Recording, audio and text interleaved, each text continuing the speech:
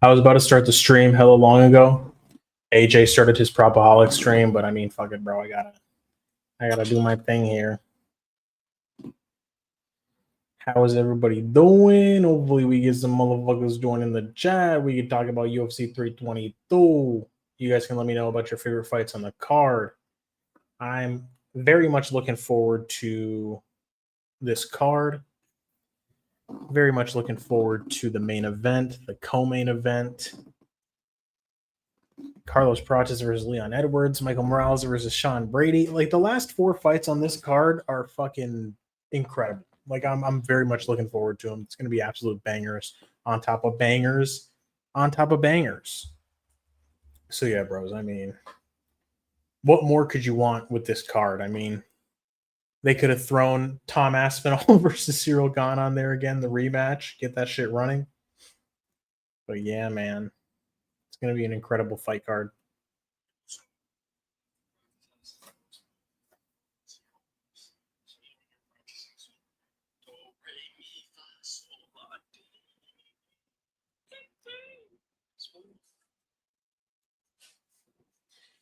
You got to be like, hey, what's up, girls? It's your boy Useless. You know what I'm saying? I'm going to be all up in that pussy later, bitch. Just teaching my homeboy how to talk to women, you know? That's what they love. You got to say that kind of stuff. Man, oh man.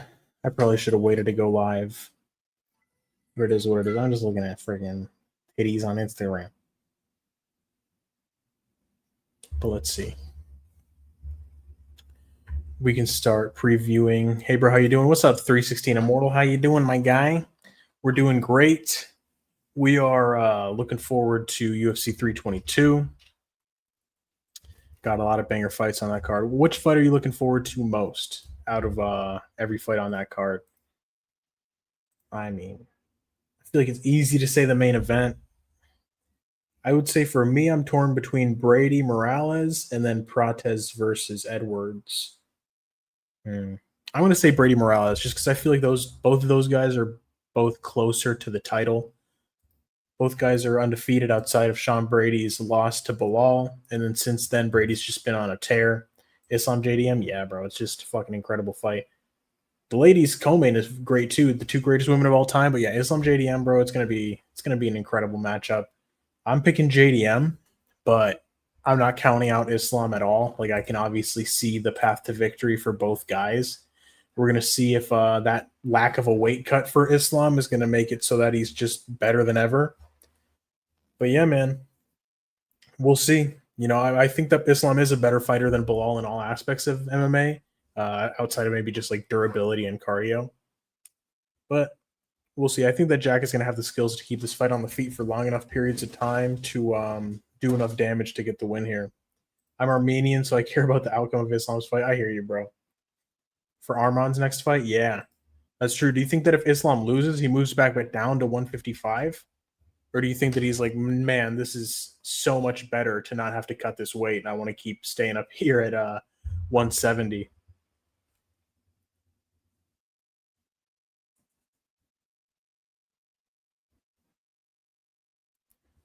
I don't know, man. Arman versus Topuria would be sick, but I don't know. I don't know if Islam would move back down. I don't care about Islam. I want JDM to win for sure. For Shiggity. Yeah, no, I'm rooting for JDM too. I'm picking him as well. I do recognize the skill level of Islam.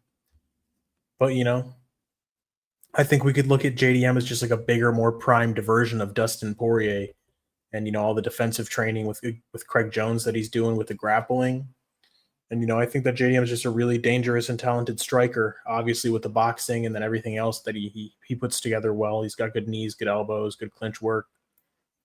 You know, Volkanovski was able to keep himself safe on the ground. You know, Islam had his back. Volk was just kind of just waiting, biding his time, punching behind him, just like talking shit, just like, oh, you're just holding on to me, buddy. I think that JDM can do the same thing. Obviously, he's a more dangerous fighter than Volkanovski, JDM, that is. Maybe skill for skill, Volk's a little bit better, but JDM has that horsepower behind his punches to do damage. David Panda, what's up, my guy? How you doing, eh? What do you think about what's your favorite fight on the card, David Panda? Let me ask you. What fight are you looking forward to most on UFC 322? And are you fucking laying it down? Any bets, eh? This card should be fun. It's a good start for India. Are there any Indians fighting on the card? I don't think so. I think Islam can't be champion on Saturday, but what do I know? I mean, shit, we're going to find out on Saturday, bro. We're going to find out in 2 days. It's going to be fucking sick. But yeah, man, it's going to be fucking... It's such a stacked card. Like, the prelims are decent, but then it's just... The main card is where it's at for sure. You know, let me see. So do you guys want me to talk about just the last 4 fights? Do you want me to go ahead and start from the bottom, work my way up? I mean, nobody really gives a fuck about Matheus Camilo versus Viacheslav Borshchev. I mean, I'm picking Camilo. Dude, Cody Haddon pulling out of the Malcolm Wellmaker fight is such a pain in the ass.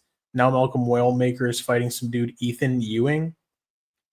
I was picking Wellmaker to fight Haddon, but it was a step up in competition. Cody Haddon was pretty solid overall. He's not really like a can, but I still thought that Wellmaker was going to come out there and get a good, like, highlight reel performance. Man, you Latin from the USA, I'm guessing? Yeah. Yep. That's exactly. Like half Latino, half white. My mom's white. My dad is brown. But yeah, right now I'm living in Nicaragua, actually. My dad's from Nicaragua and I'm living out here. But I'm born and raised in the USA, brother. I'll tell you what. But yeah. Let me see. Chepe Mariscal versus Pat Sabatini. You guys have a good read on this fight? I think Chepe is going to get it done. I think that he defends the wrestling. I think he defends the grappling. He's going to have good scrambling ability. And then Pat Sabatini is the kind of jiu-jitsu guy that just does not like getting hit. You know, he's kind of the ones just trying to lay on top of you and stall out a decision or just kill the clock, like a Gerald Almeida versus Volkov type. I think that Chepe is going to be able to outdog him and beat him up. I'm in Canada, Toronto, but fully Armenian for sure. That's what's up, bro. Are your parents from, like, born in Armenia, or is it just, like, heritage-wise Armenian? David Panda is like a fake Indian. I know that for sure. I don't think he's actually Indian, but he just says that he's Indian, so then I just talk shit about Indians. and just say rude things about them as a people. Armenia, yes, for sure. That's what's up. That's what's up, man. So are you a fan of Armin Sarukian? I would assume so. Let me see. Bets-wise. Man, fuck. I had Malcolm Wellmaker by KO at plus money. Oh, what a damn shame. You guys want to see my bets? I actually like Indians, hardworking and smart. How am I a fake Indian? Like, I'll come to our country? I don't know, bro. Because there's no proof. Let's see. You must come to our country. I'll go, bro. I'll check out the Taj Mahal. Actually, like Indians. Yeah, Indians are smart. That is true. I knew some Sri Lankan kid. He was a piece of shit, bro. he was like an Americanized Sri Lankan, and he was a fucking asshole. that was so long ago. But yeah, man, I don't know. Let me see. Gerald Meerschaert called Daukaus. I'm going Daukaus by KO. Angela Hill, Fatima Kline. I think Fatima Kline's definitely going to get the job done. Let's see. Erin Blanchfield, Tracy Cortez. I got Erin Blanchfield. Tracy is, I feel like, the more athletic of the two. Like, she's more mobile on the feet when it comes to the footwork. She has, she probably has better striking. Maybe not better striking, but just faster hands. So in the end, it might just be, she has better striking. But I think Erin Blanchfield's pressure is going to get to her later on, like in the second and third round. Tracy might win the first round. She might stop the initial takedowns. But I think that Erin Blanchfield is just going to keep coming forward no matter what Tracy throws. Like we saw it against her versus Manon Fiorot. Obviously, she got her ass whooped in that fight, but Tracy Cortez is not Manon Fiorot, Sub KZ UFC 5 later. I could do it for sure. Useless. Yeah, Useless is the fucking man. Useless was telling me the other day, bro. He was like, "Oh, there's this girl that I really like, and she asked me to lick her hoo-ha, and I didn't know if I should." And I was like, "Yeah, well, Useless, just do it." And he was like, "Oh, I did it, man, and it was so good. I loved it. Yeah, it was. I'm gonna keep licking girls' vaginas all the time, bro." And I'm like, "Damn, Useless, you're really liking it like that?" And he's like, "Yeah, bro, it's the best." So I was like, "Shit, Useless. I mean, this guy's the cunnilingus crusher, bro. This guy's about that life. Useless is an eater." I'm sorry, Immortal. I'm sorry that you had to listen to that. Cap, nah, bro. You told me, bro. Don't lie. Don't be embarrassed now. It's fine. You don't got to be ashamed of what you like. David Panda, who are you? David Panda is his name's like Rakesh Kumar. That's his name. Let's see. RoboCop Gregory Rodrigues versus Roman Kopylov. I'm going with RoboCop. I'm going with Gregory Rodrigues. I do think that he's going to be able to have the pressure to get it done. Yeah, man, I think that RoboCop definitely gets it done here. I mean, Roman Kopylov, he could potentially win the first round just based on, footwork and just superior technique. But the dirtier and grittier this fight gets, the more I feel like it favors Gregory Rodrigues. Kopylov, or not Kopylov, but Paulo Costa came in and looked better than ever against Roman Kopylov. I do like Gregory's boxing. He has very powerful hands, tough as fuck. He got put out one time against Bruno Ferreira. Well, I guess you could say Jared Cannonier, but he gassed out. He got put out in the fourth round. Jared Cannonier, I feel like, is a bit more of a potent and dangerous striker than Roman Kopylov, just with the hands at least. I mean, Roman Kopylov has really good kicks, really good technique, really fast. But Roman Kopylov tends to slow down in these fights, and I think that, Rodrigues being the more gritty fighter, he can thrive when they're both tired and pull out that decision win or maybe a late stoppage. But I'm leaning more towards RoboCop decision. I think he gets it done here. Obviously, Roman Kopylov is very good. I'm not counting him out, but the pick is going to be Rodrigues here. And then Bo Nickal versus Rodolfo Vieira. I am begrudgingly picking Bo Nickal. A part of me wants to pick Vieira just because I feel like Bo Nickal's kind of a fraud.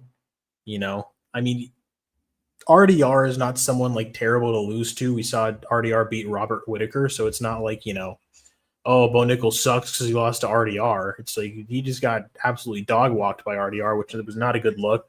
Didn't have much success in that fight. He kind of just got beaten up. But Vieira, I don't know. I don't think that he's at that same level. He's a jiu-jitsu guy. I think that he's going to want to go to the body often on Bo Nickal, just because I feel like he's probably going to be available to be hit. He needs to make it a dirty, gritty fight. He needs to make it a fight where Bo Nickal does not feel comfortable. He's got to make it. I got Jack, Valentina, Brady, Cortez, Beneil for sure. I'm on the opposite side on two of those. I got Michael Morales and I got Benoit Saint-Denis. But I'm with you on Jack, Valentina, Cortez. I'll go ahead and let you know. Hernanov made a good song too. Yeah, the Suno app. I'm gonna make a good beat so we can freestyle on. That's what's up. I'm in the studio right now making AI music. When you say you're in the studio, you mean you're just sitting there on your phone like this, just typing. In the studio is funny for AI music. Your boy can. I used to actually be good at freestyling. I don't know what happened. I just like fried my brain with too many drugs. But yeah, I can't really freestyle anymore. But your boy used to fucking spit back in the day. You know what I'm saying? With this Trinidadian kid that used to live in my neighborhood back in Orlando. But yeah, let me see. Bo Nickal, I feel like he's going to be the faster of the two. I think that the speed advantage is going to be enough for him to get the job done with the striking. But, if he loses again, I'm never fucking picking him again. So we'll see. Rodolfo Vieira did look pretty solid against Trayshawn Gore with the boxing, but Trayshawn Gore kind of fucking sucks. And he also got out kickboxed by Andre Petrosky, and Andre Petrosky, I don't feel like he's very good. So I'm going to pick Bo Nickal for that reason. Then we got Benoit Saint-Denis versus Beneil Dariush. I'm picking Benoit just because I feel like he's going to utilize a striking-heavy game plan. I think that I don't think that he's going to want to waste too much energy trying to wrestle Beneil Dariush, because we've seen Beneil have really good defensive wrestling, against Gamrot and basically everybody else that he's fought. He was able to control Charles Oliveira for periods of time. And, Benoit, we saw him get absolutely smoked by Renato Moicano, so on the ground. So that is concerning, if Beneil's able to get to those same positions. But I think that Benoit is going to he's going to have made the necessary improvements to not just get grapple fucked by Beneil and get beaten up from top position. But yeah, man, shit. It is a tough one because Beneil is a great fighter. He's had a lot of high level competition, but I feel like he's 36 years old, coming off of 2 KO losses. Well, I guess he did come off the decision win over Renato Moicano, but before that, the two KO losses. It's not like Renato Moicano is a great power puncher either. Benoit Saint-Denis comes out with that aggression, comes out with those super hard body kicks, those roundhouse kicks that the dude throws at fucking full power. I think that he can put big shots on Beneil, come through with the aggression, the output, and just not let Beneil get settled in, and he just comes out and gets a good performance here. A good highlight reel stoppage, I would say, from Benoit. And then Carlos Prates. I am concerned about Carlos Prates getting out-wrestled by Leon. Leon is a really smart fighter. I don't see him just going out there and slugging in the pocket with Carlos. I do hope that Carlos Prates wins. I have money on him. But, Benny has a good right hand with great timing, though. That is true. In BSD in the first round is so dangerous. Yeah, no, for sure. I mean, Beneil has the chance to land a hard counter shot. That's definitely it's definitely live to happen. I'm not fully counting out Beneil. I do think that BSD wins, but Beneil obviously does have that right hand that he dropped Gamrot with, damn near knocked him out. He got that sick ass Drakkar close KO. And he does hurt people with that right hand, but I don't know, man. Benoit has only been knocked out cold like that by Dustin Poirier, and I don't know if Beneil Dariush has the same kind of stopping power as Dustin Poirier, Beneil's very fucking tough. Both guys are tough, but I meant to say Benoit. Benoit Saint-Denis is really fucking tough. He takes big shots and he keeps coming forward. I don't know, man. Beneil's going to have to really hurt him bad with that right hand and then maybe try to get a submission, or he's going to have to stop him because Benoit Saint-Denis is kind of the kind of guy that's just fucking relentless. He's just in your face. It's going to be like a pain in the ass to fight that dude, because he's just constantly coming forward, constantly trying to just attack you.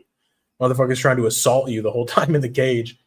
He's not the type that's just going to, take his time and measure. He's coming after you right out of the gate. So Beneil has to be ready for that kind of pressure. He has to be ready for that kind of aggression. But Beneil does have solid counter striking, but I'm going to trust the durability of Benoit and the aggression to come through to get him the win here by TKO. But Beneil, he does have that that right hand, that secret weapon that he could pull out and hit Benoit Saint-Denis with. If he's just being too reckless, if he's just not respecting Beneil and he's just coming forward with his fucking hands down, just swinging wildly, he needs to be measured with the aggression. He can't just come out there and treat Beneil like he's a fucking bum, or else he will get knocked out for sure. I could see that if he's just disregarding everything Beneil Dariush has to throw back at him, that's going to be an issue. But I think that he'll be smart enough, with his team, the game plan. I don't think that he's going to come out and be a complete dumbass with the fight. I think that he's going to be measured enough to keep himself relatively safe. And, if he hurts Beneil, I see him pouncing and trying to look for the kill. But, shit, we've seen Beneil stop people like that before, with the Drakkar close, but we'll see. Leon Edwards versus Carlos Prates. I'm picking Prates, but I'd be lying to myself if I wasn't concerned about Leon out wrestling him. Just keeping himself safe enough on the feet to win a decision, just out grappling him heavy. Something in my gut just has that. It's like a nagging sensation that Leon can get the decision. He took Bilal Muhammad's back for a full round. He was able to take down and control Kamaru Usman for nearly a full round. It's a tough one here for Cortez, man. There is value on Leon Edwards since he's such a considerable underdog. But yeah, I hope that Carlos Cortez is going to be able to get Leon out of there with it, or just win a decision, with his power that he lands. If Leon's not able to fully stifle him with the grappling, I think that they're going to be like preparing for that. They better, for sure. They better not think that they're just going out there to have a kickboxing match with Leon Edwards. But I think that the long distance striking for Cortez is going to be enough to get the job done. I think that when they're at range, he is very dangerous. He is live to land big hard shots, and getting a stoppage on the feet over Leon would be very impressive. It's just that Leon wrestling, man. That Leon wrestling is concerning. I don't want to see it happen, but it's entirely possible. But yeah, man. I want to say Cortez KO points would be the pick. I wouldn't say just like bet on. Let me see. He's tough, but is sloppy in the stand-up, especially after the first round. He is sloppy. You're right. Don't mind my spelling, bro. I sometimes misspell English. Isn't my main language for sure. Spelling, I mean. Wait, your main language is Armenian? That's what's up, bro. No, I got you. Don't worry. I can read past any typos. You're all good, my guy. I understand you just fine, my brother. But yeah, man, Cortez Edwards, I'm picking Cortez, but just fuck, I have that nagging feeling that Leon can get it done by decision just with a grapple-heavy game plan. Leg kick, move away, stick him with a jab, shoot a takedown, stifle him up against the cage, burn the clock. Shit, keeping himself safe enough to win a decision.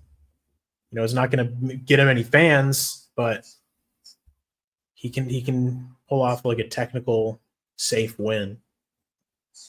I mean, hopefully Carlos Cortez is able to stop all that, get himself off of the cage. If Leon is trying to shoot takedowns, time knees, time uppercuts, break off the clinch, land elbows in close. Cortez is very fucking dangerous, so I'm looking forward to that one. We got Sean Brady versus Michael Morales. I'm going Michael Morales here.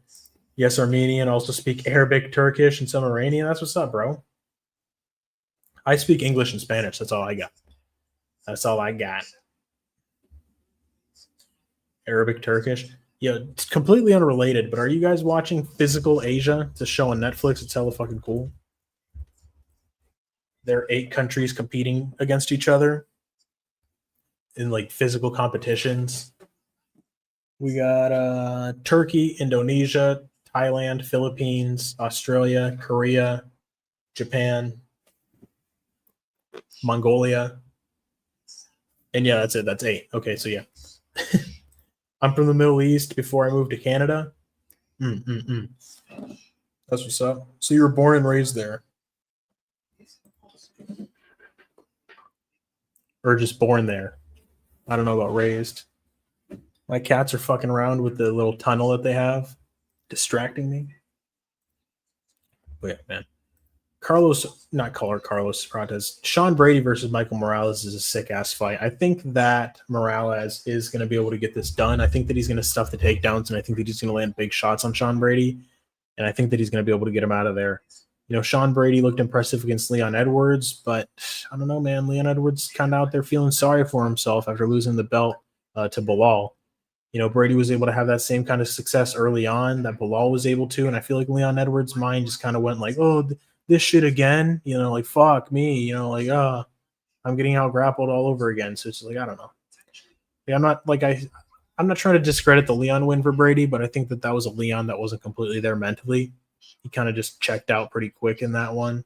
And Michael Morales is not going to have that same kind of mentality going in there. He's going in there to fucking kill Sean Brady. Very dangerous. Got a solid reach advantage as well. I don't know, man. If Sean Brady can't get Michael Morales down and keep him down, he's going to have a long night ahead of him. Jesus, these cats are going crazy. Crazy how 1441. Let me see. Moved to Canada when I was 14. Now I'm 41. First shiggity. Yep. Crazy how 1441. Yeah, bro. It's been a fucking long time, man. That's what's up, though.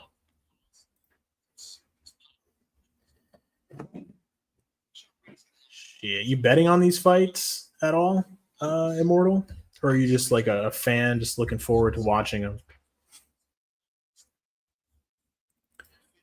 Let me see. And the rest of you guys in chat, let me know what you're thinking about Sean Brady versus Michael Morales, eh? Let me know, guys, eh? Come on. No, bro, don't bet. Yeah, don't start, bro. You're better off not betting. I've definitely lost a lot more money betting on these fucking fights than I've won. So don't start. That would be my advice to you, is to just not start betting. Your boy does pretty well on the picks. I do good with the picks, but then when it comes to just like placing bets and winning money, I'm fucking dog shit. Yep. Unfortunately, I wish I was the guy making thousands on these fights, but unfortunately, I'm not. I'm just a fan. I love the sport. I love talking about it. And yeah, man, not the best bettor out there. But I feel like I have a pretty good read on most fights. I mean, last week I got my ass whooped. I thought that Randy Brown was going to beat up Gabriel Bonfim. I couldn't have been more wrong. Bonfim went out there and fucked Randy Brown up. Wasn't even close. Bonfim didn't even have to grapple. I bet on cars at the insurance auctions. That's funny. Oh, my eyeball.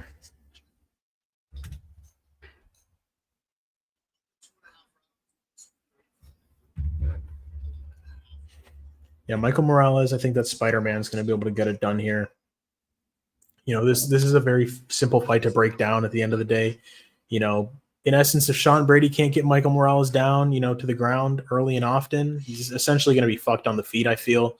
And if Michael Morales can't stop Sean Brady from taking him down, if he's just getting constantly held down, taken down, he's going to be essentially fucked on the ground. You know, Sean Brady has a massive jiu-jitsu advantage.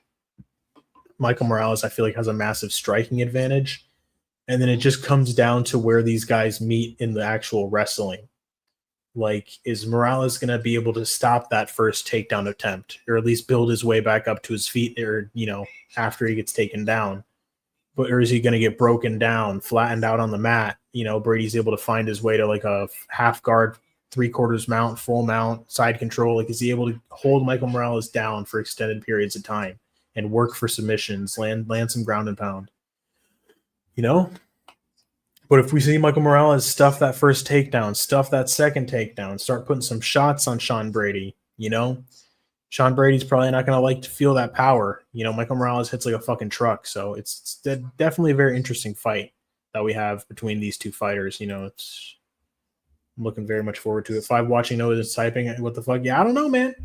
I guess these guys just want to look at my face and not say anything. I did mean I don't bet. I did mean don't bet. I meant to say I don't bet on fights. My bad. You're good, bro. I gotcha. I was picking up what you're putting down.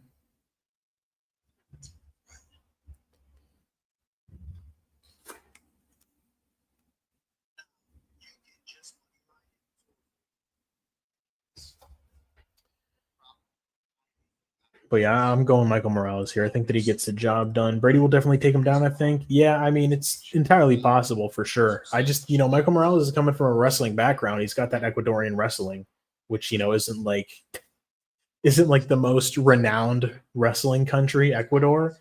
But he's very fucking athletic, bro. He's jacked, explosive. You know, he's not completely green when it comes to stopping takedowns. I'm sure that he's doing a lot of work defensively in this camp for Sean Brady. Sean Brady, like I said, has that jiu-jitsu advantage. And if he is able to take him down and keep him down, Michael Morales is going to be fucked for sure. But I think Morales is going to be able to stop the takedowns, and I am picking him to win. But it's like, the thing is, with these last 4 fights, bro, like, I'm not counting out a single one of them. Like, all these fighters are fucking elite. Like, Carlos Prates, Leon Edwards, elite fighters. Sean Brady, Michael Morales, elite fighters. Valentina Shevchenko versus Zhang Weili, like, two of the greatest women's fighters of all time. I would say Zhang Weili is the greatest strawweight of all time. Valentina indisputably is the greatest flyweight of all time. And then, you know, Jack Della Maddalena, Islam Makhachev, obviously two of the greatest fighters right now. Both champions. Just incredible fights, man, that's coming up this Saturday. They're going to be so good. Especially these last 4. You know, the prelims, prelims are all right. Nothing insane on the prelims, but it's these last 4 fights that are really where all that magic is on this card. What's up, Blanca? I only seen Morales fight once. I can't judge who wins that. I hear you. I hear you. Buenas noches, KZ. Saludos hasta Nicaragua. Yo, what's up, Blanca? ¿Puedo hacerte una pregunta? Yes, you can. Ugh. Sí, puedes hacerme una pregunta. Yeah, Zhang Weili versus Valentina Shevchenko. Sheesh. What an absolute banger of a ladies fight. I'm looking forward to this fight. I think that I don't know, man. Like, I'm 50-50 on this one too. I'm picking Valentina, but I can see the method of victory for Zhang Weili. Zhang Weili's really fast. The thing is, neither girl has fought anyone as good as the other before, if that makes any sense. You know, Weili's never fought anybody like Valentina. Valentina's never fought anybody like Weili. So it's like both of these ladies are fucking dominant champions. They've been looking great recently. You know, Valentina had those hiccups against Alexa Grasso. Rose, or not Rose, but Zhang Weili had those hiccups against Rose Namajunas. But that second fight was razor close. You know, Rose was able to steal in that last round with the takedown. Alexa Grasso got that crazy upset submission in the first fight. That second fight, I don't think it was a draw. The only reason why it was a draw was because one of those judges scored it as a 10-8 round 5 for Alexa. But that wasn't a 10-8 round. You know, Valentina was winning in the striking, and then Alexa ended up taking her back. But that was maybe if at most a 10-9 for Alexa, but it definitely wasn't a 10-8. Would have been a 10-8 if, you know, Alexa was like whooping her ass on the feet and then took her back, but no. It was UFC Noche, so Valentina kind of got screwed on that one. Esta cartelera UFC 322 es el sábado o el domingo. En algunos sitios dice 15 o 16 de noviembre. It's actually on Saturday. No, yeah, for sure on Saturday. Let me see. Yep. Date time, Saturday, November 15th. Let me see. I'll show you right now. See? Bada bing, bada boom. UFC fight night or UFC cards are almost always on Saturday. So I don't know where the 16th is. Oh, let me see. I got to make my pick for Wellmaker against that. What's his face? Against Ethan. Where's this dude at? Ethan Ewing. Yeah, no. Obviously, we're going Wellmaker. Round 1 KO. Wellmaker losing would be fucking very painful because I think that he's a really good fighter. I think that he's a special fighter. I'm looking forward to seeing him get a. I was looking forward to him winning against Cody Haddon. Cody Haddon broke his foot and had to pull out, which is a pain in the ass. I want Weili to win. She's a cute personality. Valentina's a snobby, elegant bee. Arrogant? Oh, you mean? No, I don't think so. I mean, Valentina's super competitive. I don't think that she's arrogant, though. Thank you. I got you, Blanca. I love Valentina, though. I love Weili, too. They're both, like, two of my favorite female fighters. So, you know, it kind of pains me to see them fighting each other because I don't want to see either one of them lose. But, man, I love them both for sure. I think Valentina's fucking awesome. Weili is also awesome. So, yeah, this fight plagues me. It plagues me to have to pick and choose. Like, I wish I could. I wish they both could win. But, you know, it is what it is. There has to be, you know, there has to be a winner at the end of the day. And we'll see. You know, Zhang Weili, I feel like, is more explosive than Alexa Grasso, a better wrestler. You know, Valentina is a much better striker than Tatiana Suarez. Like, I feel like that's pretty obvious. It's like neither girl has fought anybody as well-rounded as the other one. That's what makes this fight so good. Yeah, this is a fight. I haven't been this excited for a WMMA fight in a long time. Like, this is one of the most banger ladies fights that the UFC has ever made.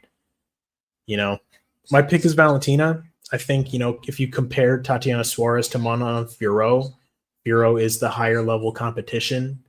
You know, but this is a 50-50 fight for real. Like, Valentina Shevchenko versus Zhang Weili is going to be a war. It's going to be a sick-ass fight. I'm looking forward to it.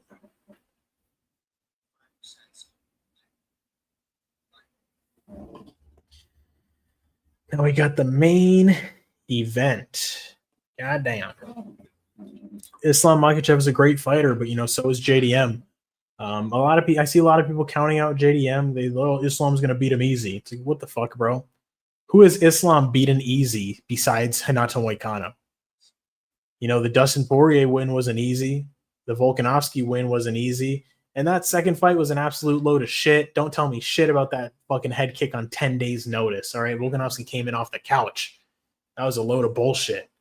So that first fight is what we look at when we're talking about Islam versus Volkanovski. That second fight was AI. That was a fluke. That never even happened. But yeah, man. Islam, I guess Islam smoked Charles Oliveira, but JDM is not Charles Oliveira. He's a lot more dangerous, a lot more defensively sound on the feet. I feel like you could look at JDM as a more primed, just bigger version of Dustin Poirier. Dustin Poirier is one of my favorite fighters. I'm not like saying, oh, Dustin Poirier is bad. Like, I fucking was rooting for him and I was pissed off when he got submitted by Islam. That was a war. Dustin Poirier and Islam went to war with each other. So I feel like JDM, he's just going to have that punching power. He's going to have that, that oomph on his punches to just, I don't know if he's going to get Islam out of there, but I think that he can win a decision for sure. But if he's landing the same kind of shots that he was landing on Belal, he might get the knockout over Islam Makhachev. It's definitely live. Let's see. I think it will be an easy win for Valentina. An easy win. Wow. I don't think it's going to be easy for either one. Wei Li is very good in the wrestling, very explosive, fast, good striking.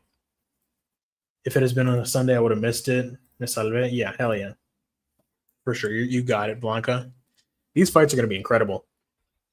Very much looking forward to them. But yeah, back to this here on with JDM, Islam Makhachev. And man, this fight's an absolute banger. We're going to see if the lack of a huge weight cut is going to make Islam better than ever here. Or if Jack is just going to solidify that he's really an elite champion at 170. It was a very tough fight for JDM. Tough fight for Islam, too. I think that Islam is a better fighter than Belal in most aspects of MMA, besides maybe just like cardio and durability. But, we might see those cardio issues go away for Islam, with that lack of a big weight cut. Like if these 15 extra pounds are really going to be the X factor for Islam to be the best version of himself, looking better than ever, he's not going to really fade in rounds 4 and 5 without completely dehydrating himself like he did against Volkanovski, like he did against Poirier. But Dustin was towards the end of his career when Islam was struggling with him. Like I said, Jack is just kind of like a more primed version of Dustin Poirier. Jack has been training a lot of defensive grappling with Craig Jones. We've seen his hands. We've seen his striking. And, we've seen Volkanovski stay safe against Islam on the ground in the first fight. Islam had his back. Volkanovski was able to keep himself from getting submitted. I think that Jack is going to be able to have the skills to keep this fight on the feet for long enough periods of time to where he can really start landing those damaging shots on Islam. I see this fight being an absolute war. Both guys having success, both guys landing shots, both guys going back and forth. Islam might have his moments in the grappling, but, I think that Jack is going to be doing enough with the striking to come through for the win. I think that Jack's defensive preparations are going to be enough for him to stay safe against Islam. And I think that he gets it done, man. I think that he gets it done. I'm not counting out Islam by any means. He's obviously a very tough, high-level elite fighter, one of the greatest we've ever seen at lightweight. Shit, he might look better than ever moving up in weight. And like some people are saying, he might just buzz through JDM. I really don't think so. If Islam wins, I think it's going to be a really fucking hard-fought victory. I don't think that either guy is going to make it look easy. Both guys are elite. But, I rode with Jack Della Maddalena against Belal. I'm going to stick with 3-name Jack here and back him to get the win against Islam here as well. But man, these last 4 fights are fucking absolutely incredible. Carlos Prates, Leon Edwards, Sean Brady, Michael Morales, Valentina Shevchenko, Zhang Weili, Jack Della Maddalena, Islam Makhachev. God damn. Look at these fucking cats. They have a little tunnel over there. What are you guys doing there? They're going crazy.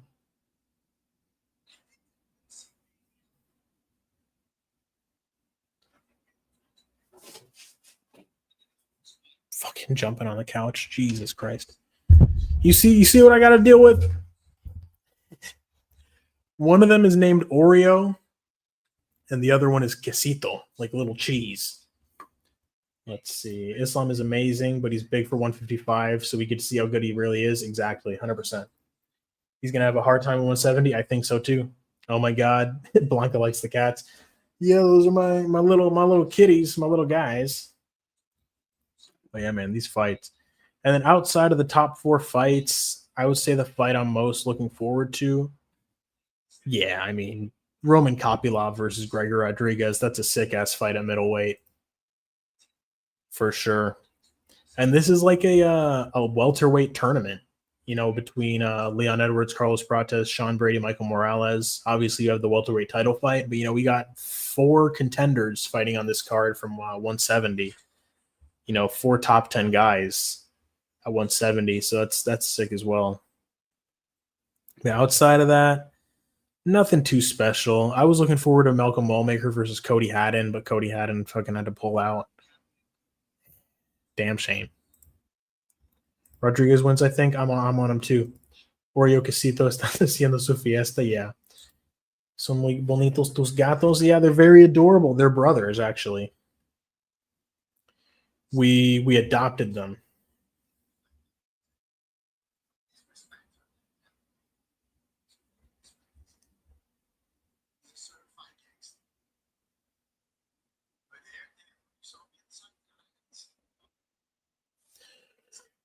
Oh, man. Both Zhang Weili and Valentina are my favorite fighters when it comes to WMMA. It's hard to pick between the two of them.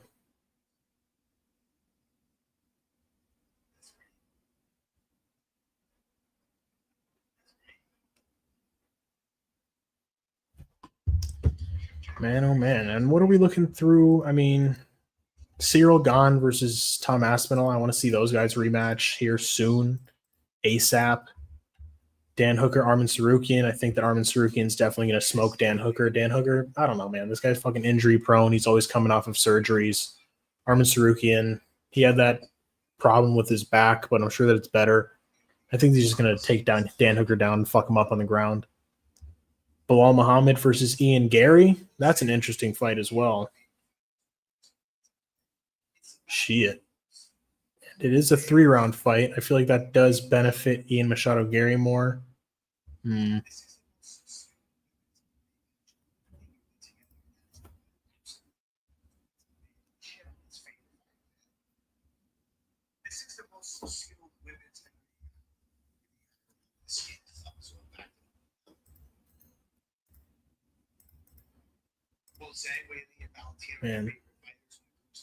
yeah, I agree, Blanca.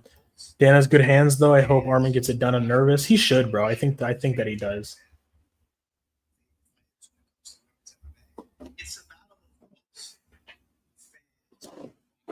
Boy, I cracked my head. Dan is just injury prone. Dan might end up breaking one of his hands against Armin. Armin does get hit a lot. I mean, maybe not hit a lot, but Armin does get hit. Armin's hittable.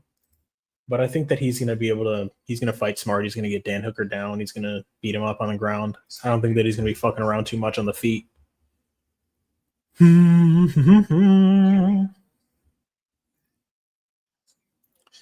Let's see. Baisangur Susurkaev versus Eric McConico.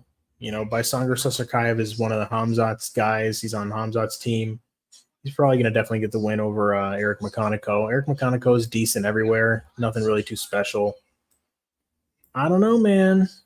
Outside of the first 4 fights, like I feel like the rest of these fights just kind of they're lacking. They're lacking. It just feels like why do I give a fuck about the prelims when I have the main card? You know what I mean? That's kind of what I'm feeling like on this card. You know, the prelim I like the most is Gregory Rodrigues versus Roman Kopylov. But let me see. Armin doesn't get hit that much, but he gets hit flush. Yeah, that's the issue. Like we saw him get hurt by Joaquim Silva. Ooh. Where is he? Yeah, these two were playing earlier.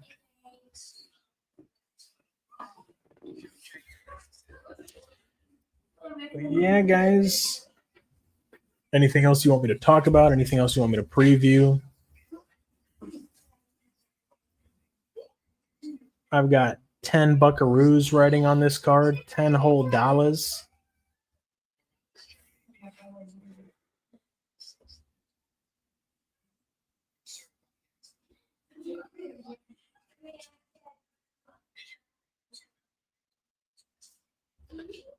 Man, let me go ahead and show you guys my bets. Tell me if you think I'm going to win money or not. Let me see. We've got Carlos Cortez, Malcolm Wellmaker, which is going to get taken off, and then Islam. This is my safe parlay. It's more of a hedge. It's $5 to 125. But since Malcolm Wellmaker's not going to be on there, it's going to be less, which is a pain in the ass. And then we've got Chepe Mariscal, Carlos Cortez, Jack Della Maddalena, Malcolm Wellmaker, Michael Morales. $3 wins me $90. And then we got this big one.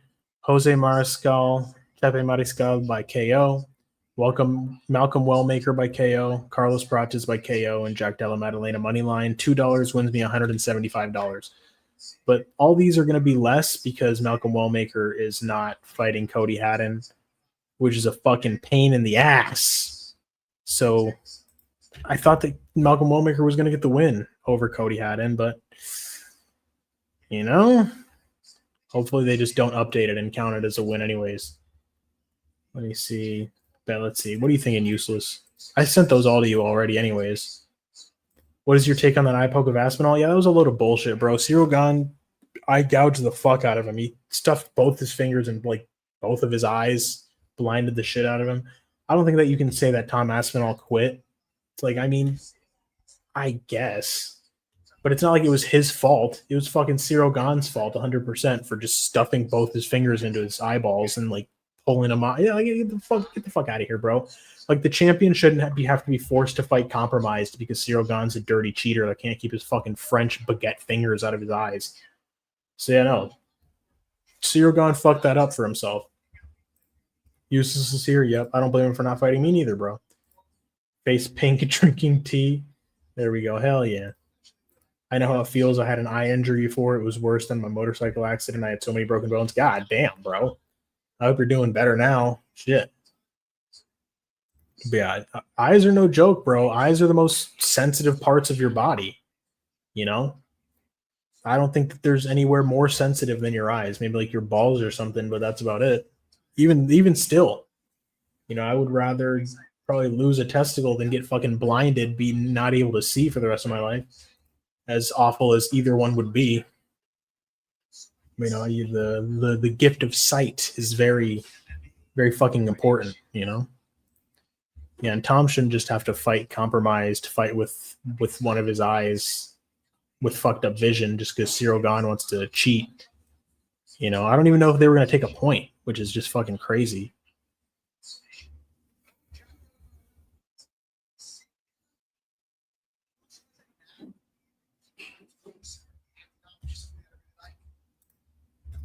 Yeah, most sensitive for sure. 100%. So yeah, no, I don't think that you can say that Tom Aspinall quit. He was the champion. What if he goes out there and gets knocked out because he got fucking eye gouged? That's bullshit. He just gives up his belt just because Cyril Gane wanted to make it an unfair fight. Keep your fucking fingers to yourself. There's no reason why you need to be doing this to somebody's fucking eyes in the cage. Keep your hand closed. You can gauge distance like this with your fists. You can punch somebody with your knuckle or whatever, but you don't need to be like this in someone's eyeballs. That's fucking insane. No, yeah, Cyril Gane fucked that up for himself, and he has nobody to blame but himself. A lot of people want to call Tom a quitter. I think that's bullshit. I think that's a bullshit narrative. Solo con ver los nombres de esta cartelera le pondría un 9. Yeah, for sure. It's shit. I would say it's a 10. Honestly, two double champ fights. Like, come on, we see Zhang Wei Li coming up with the potential for a double champion, and also Islam. I don't know. Yeah, if it's not a 10, it's a 9 for sure. You know, for me, I might just call it a 10 out of 10 card. I love it. Gon was doing great. He would have still won if there was no poke. That's definitely true. It's definitely true, but it does take just one shot at heavyweight. Tom could have landed a big one, but Gon was looking great. He was sticking him with that jab. I don't think he broke Tom's nose, but he definitely bloodied him up. He definitely busted his nose and had him leaking. Gon was looking good. He was measuring the distance well. Tom was kind of swinging and missing. Yeah, Cyril Gane needed to be more disciplined with that. To not fuck that up for himself. Main card is insane, bro. The main card is fucking incredible. The last 4 fights are just absolutely wild. BSD versus Beneil Dariush, solid, but when it comes to the last 4, it's just I don't feel like that compares. I'm very much looking forward to the last 4 fights on this card. I can go ahead and break it down again for you guys once I see this. Yeah, Tyler Fish. For the last 4 fights, I guess I'm picking BSD. Let me go ahead and show you guys my picks actually. Just the full card from top to bottom. Can you guys see that? Let me see. There we go. Now we got JDM. We got Shevchenko.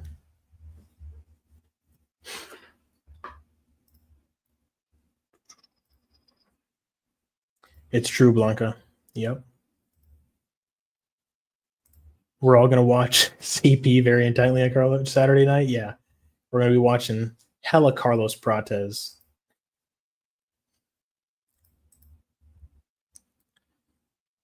Let's see. Yeah, it's true. Hopefully JDM versus Islam is one of the best fights of the year, because Bilal versus JDM was one of the best fights of the year. Yeah, that was a great fight. Both guys were going back and forth. You got to give Bilal credit for that one. That one wasn't boring. Definitely went out there to fight his ass off.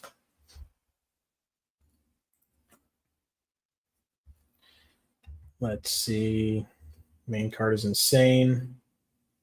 Dude. Yeah, I'm picking Prates, Morales, Valentina, and Jack. So that's what I'm going with. But it's like, I could get every single one of those picks wrong. Like, that's the thing, bro. That's the great part about this fight card, is that it's not like it's just full of squash matches.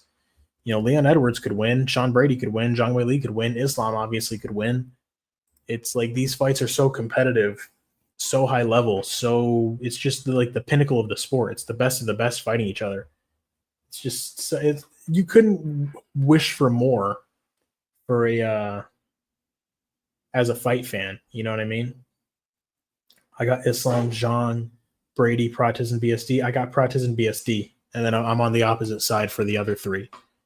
But it's like, I'm not looking. If you're picking Brady, Zhang Wei Li, and Islam, I'm not like, bro, how the fuck are you picking them? It's like I totally can see and understand the picks on those fights. I don't think that it's crazy to go either way on any of these.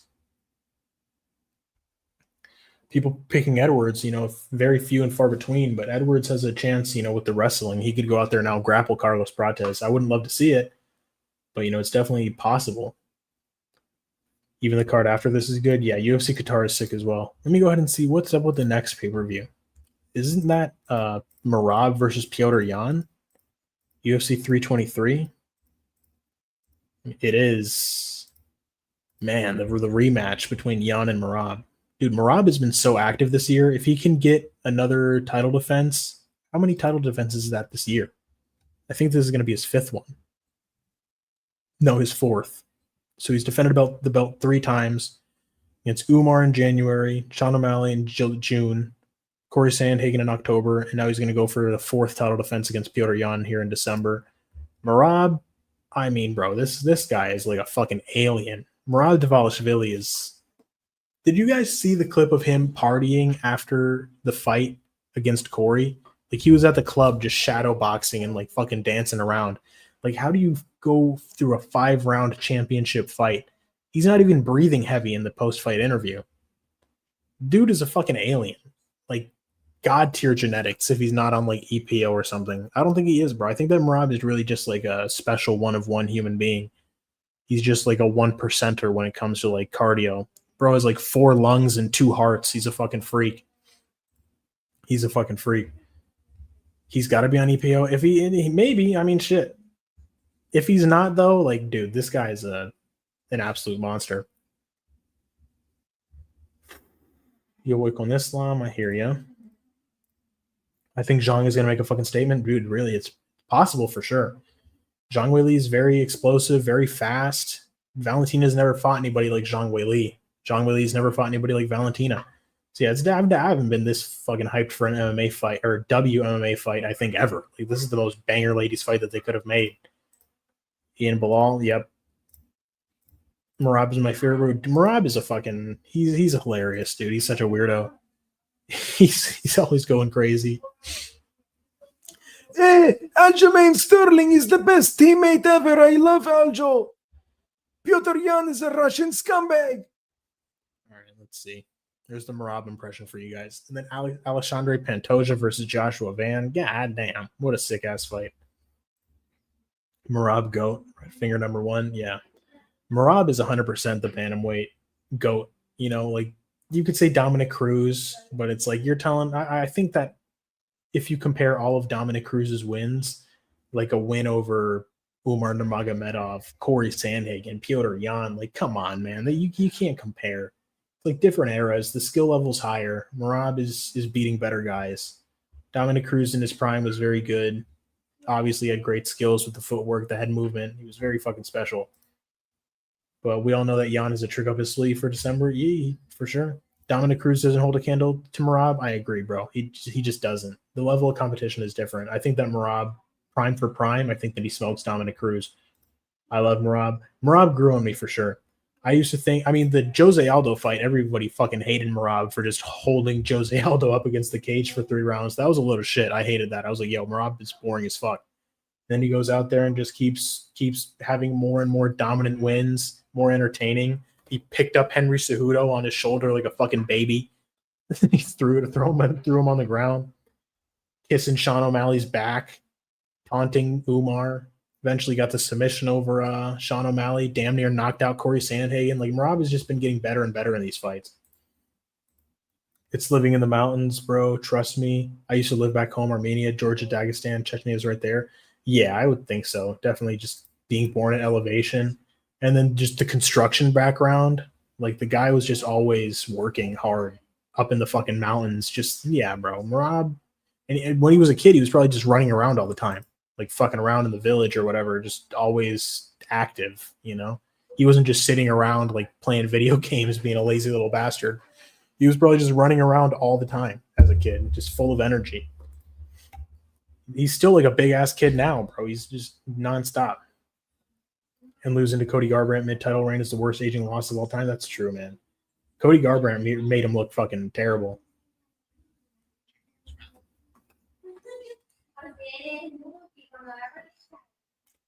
Let me see. I think I'm going to get an influx of viewers here.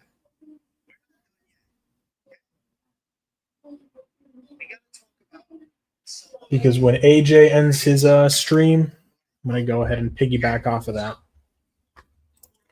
Let's see. Mountains area is hard to breathe, but when you come to sea level, you have extra lungs. Yeah, no, for sure. You're just constantly at elevation training. Glazing Marlon Moraes' son is crazy. You talking about nah, bro? Fucking Marlon Moraes is Merab's son. Okay, yeah. Marlon hurt Merab. You know, he dropped him. He had him on skates, and then what happened? Merab took him down and then just fucking mauled him like he was a pit bull with a small child.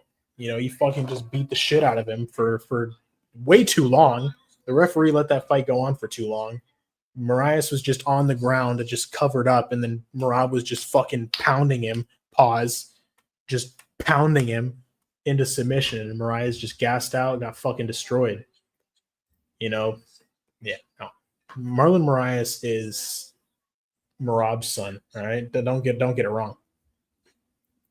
Shit press conference though. Is these reporters just ask the stupidest questions? Yeah, they should ask JDM what he thinks about Khabib clapping his cousin.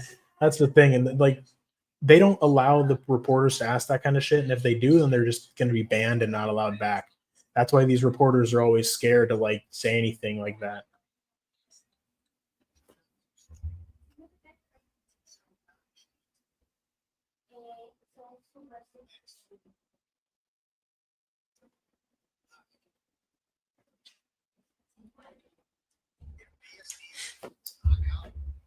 Yeah, man. The press conferences, I don't know. Like we're never gonna. I don't feel like we're ever gonna get back to the point where it's like these reporters are actually stirring shit between the fighters, like making these guys talk shit back and forth.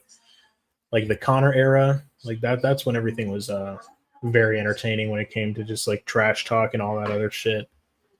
And then, I mean, bro, like the UFC doesn't promote these fights well. Like I feel like we should have like a sit down interview, like where JDM and Islam are sitting across a table, like, you know, I'm gonna fucking beat you and here's why. And it's like, no, brother, I'm gonna beat you and here's why. And I think that they should have that kind of shit, like how boxing has it. You know? I don't know, man. Fuck, I've ran out of songs. I gotta wait till TK. You should make a new email, Useless, and just use that. Bring back fan questions like they had for McGregor, also presser in Dublin. Yeah, I think so too. McGregor, Aldo.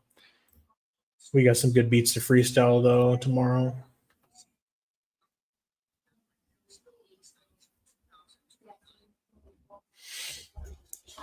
JDM and Islam should sit down at a table with Helwani. It'd be entertaining, bro. If not Helwani, just anybody. John Anik. Like it doesn't have to be Helwani. I like the face Islam made when he looked at JDM during the face-off. I haven't seen the face-off. I'm gonna look into it. Ouch.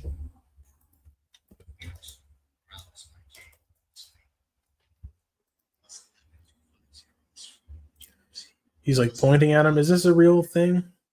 No, I don't think so. No, this came out a long ago. Let me see.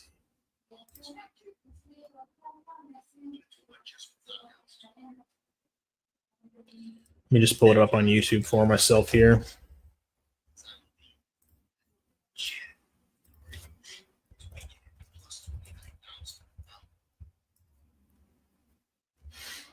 There we go.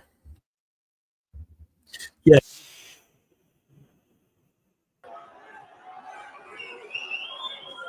MMA, am I going to get pulled for this? These guys are fucking ready to go. Yeah, Dana White's fucking that up. Ooh, these guys are staring off against each other. Dana White fucking this up. Get the fuck out of here, Dana. Let these guys fucking be competitive, eh? Man, eh? JDM's like, what the fuck are you looking at, cunt? It sounds like, I'm looking at you, brother. Helwani leaked multiple fights, so he's banned from the UFC. Yeah.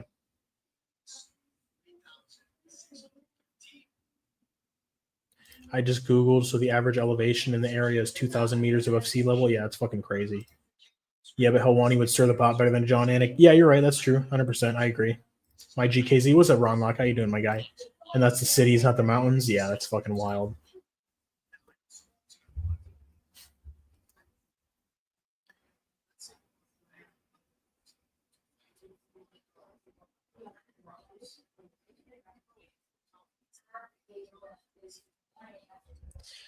Dana's worried about the fans getting a free fight at the press conference. I don't think that either guy would do that. You know what I mean? I don't think that these guys are going to swing on each other. They're both champions. They're both, you know, they're competitive. I don't think that they're going to fight each other. Like neither guy is like a hothead like that. You know, they're both relatively chill dudes. But I get it, but I don't think that would happen. Definitely not between those two.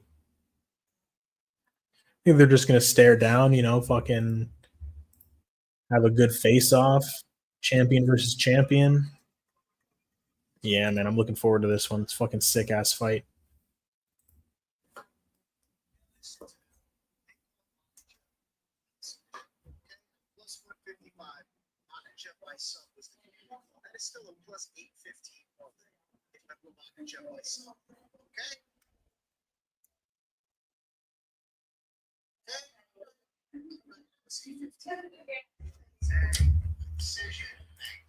Okay, let's go ahead and come up with a little bit harder of a question. Brat, KZ, what's up, Hole and Dan Sock? How you doing? Hope they both give us a great fight. I agree.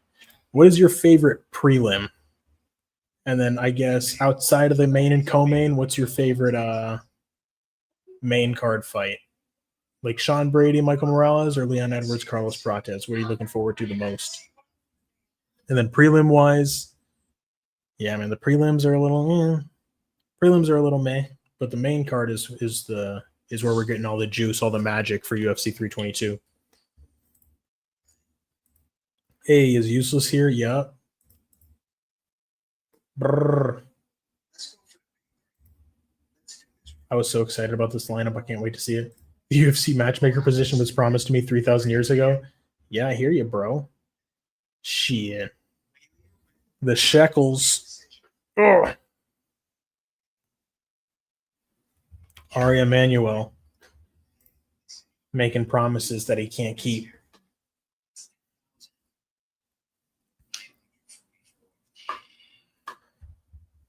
Let's see.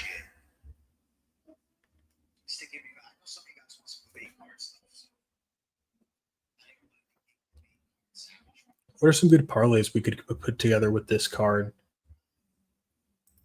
Man, Malcolm Wellmaker pulling out of that, or not Malcolm Wellmaker, but Cody Haddon pulling out of the Wellmaker fight is a really fucking big pain in the ass, because I wanted Malcolm Wellmaker to start climbing his way up the ranks. You know, not that Cody Haddon is ranked, but it's like a step in the right direction to like stop just crushing cans and, you know, getting wins over like more higher level opponents. Yeah, man, Malcolm Wellmaker. He's fighting some dude, Ethan Ewing. Make that brrr a little bit lower, deeper tone, like Anuel. Let me hear it. I know you got this. Yeah. Brrr. Ari Emanuel scrapes gold off of every belt he gets his hands on, right? He scrapes all the real gold off and just spray paints them. I like the high perks too. Those low base ones hit nice. Yeah, man, Anuel with his fucking stupid ass haircut. Ugh.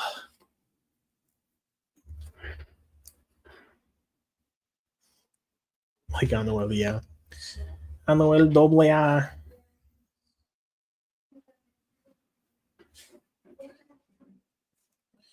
Let me see. Do we want to look at some tape on Ethan Ewing? Who has this dude even fought?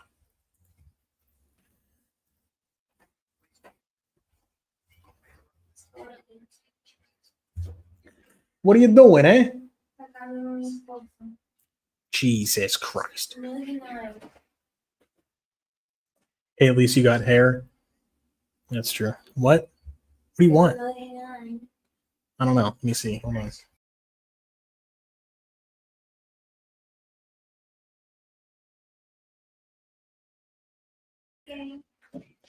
Bye. All right. That's my cousin. No, that's my cousin. She's actually friends with my girlfriend. You know, they actually knew each other before I met my girlfriend, which is weird. Small world, you know what I'm saying? My boss is from Honduras, and she's thick and cute and wears skirts a lot. That's fucking funny. Yeah, no. Even better. Hell no, Useless. You're fucking crazy. Shit, Miss walked in and you're in trouble? Nah. Nah. Yeah. The lady hasn't come on stream yet. Those two are just hanging out. Let me see. Even better, he says. Yeah, Useless is from Alabama, if you guys didn't know.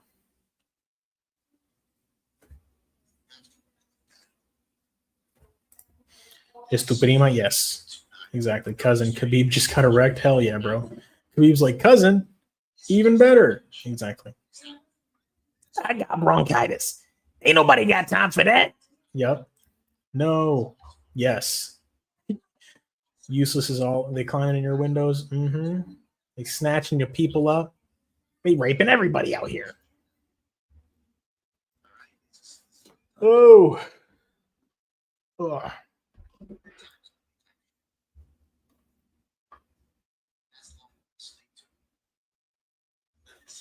Alabama, yeah, because he's a cousin fucker, you know what I'm saying?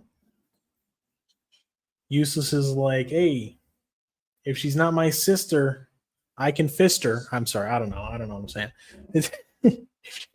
If she's not my sister, we're not related. I think this replacement guy was a champ in A1. Yeah, he is.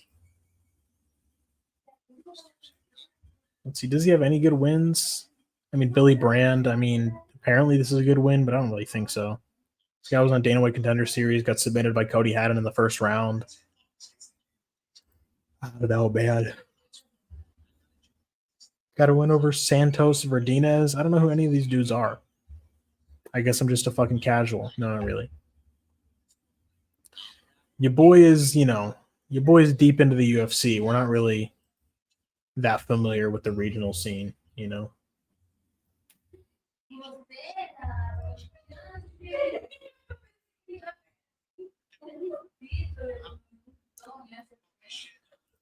Indie fingerprints. Let me see. Whoa, Blanca, you hear this guy? What is wrong with KZ? Well, obviously, we have a rapist in Lincoln Park. Si fueran Dagestani, te podrías casar con tu prima? Yeah, exactly. Hide your husband? Yeah, shit. You can marry your cousin in Dagestan. It's preferred, actually. KZ basically just started watching MMA like 6 months ago. MMA UFC like 6 months ago. More like a 5 years ago, something like that. Maybe 6 years ago.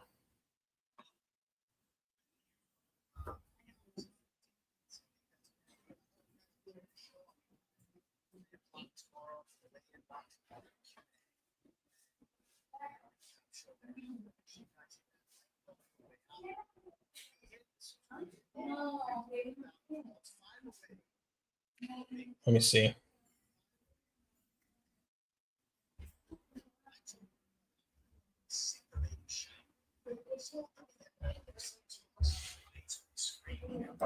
Right. Hey, Useless, do you remember which parlay Saeed used in your last stream? I watched your video on the 6 locks, but couldn't figure out which one was his.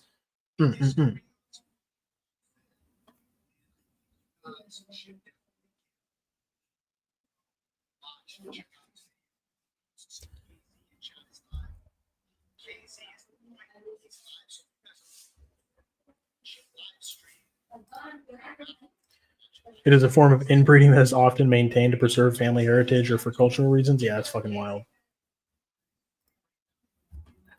Let's see. We can go ahead and start from the bottom of this whole card and talk about everything.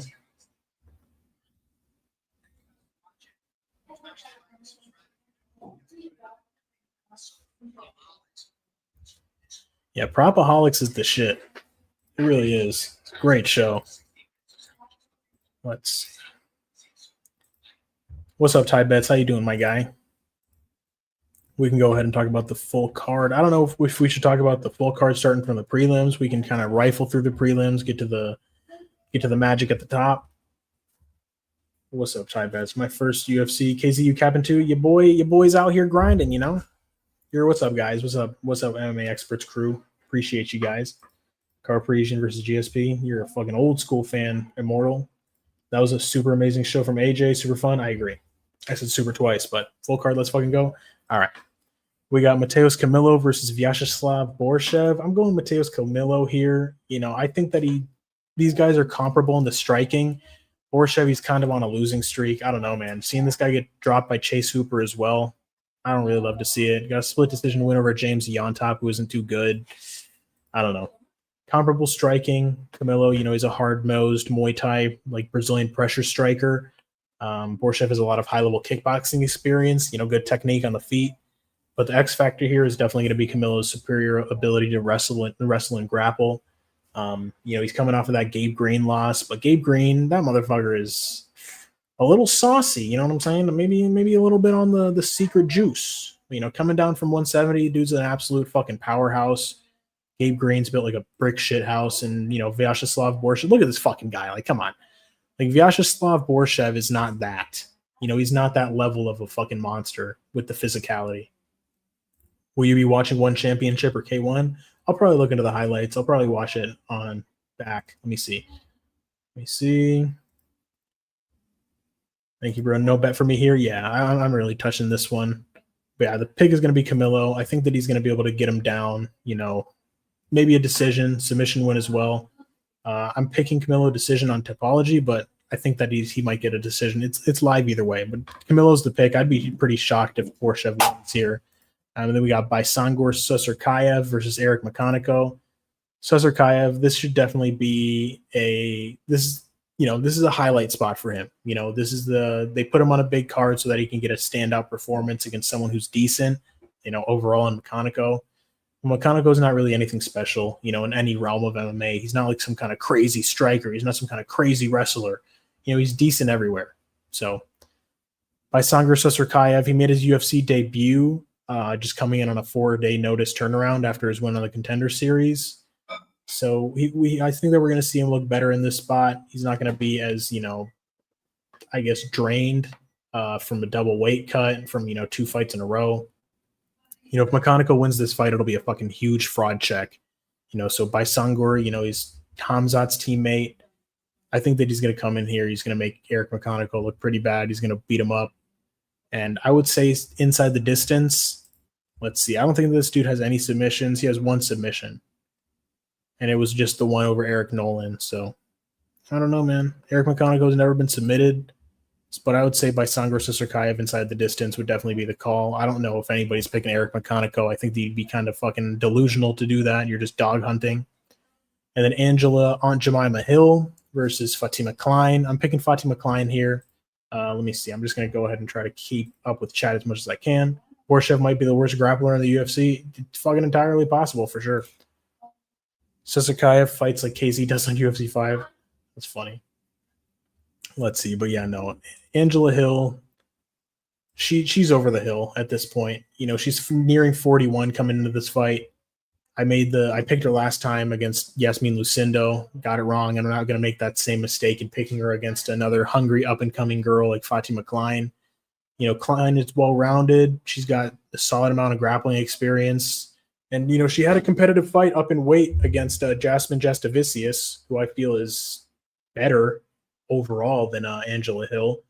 She might not have like the kind of slickness in the striking, but Angela Hill doesn't really have much punching power. So Fatima Kline was even able to take Jasmine Jastovicius down, land decent shots on her, reverse position several times. And, she kept a good pace going even into round 3, outstriking Jastovicius, scrambling with her in the 3rd. She's looking better and better in these fights, in the striking realm. She's coming off of that head kick knockout of Melissa Martinez. So I think this is a setup fight for Kline to come in and get a win over a well-known name in the women's division over Angela Hill, a veteran.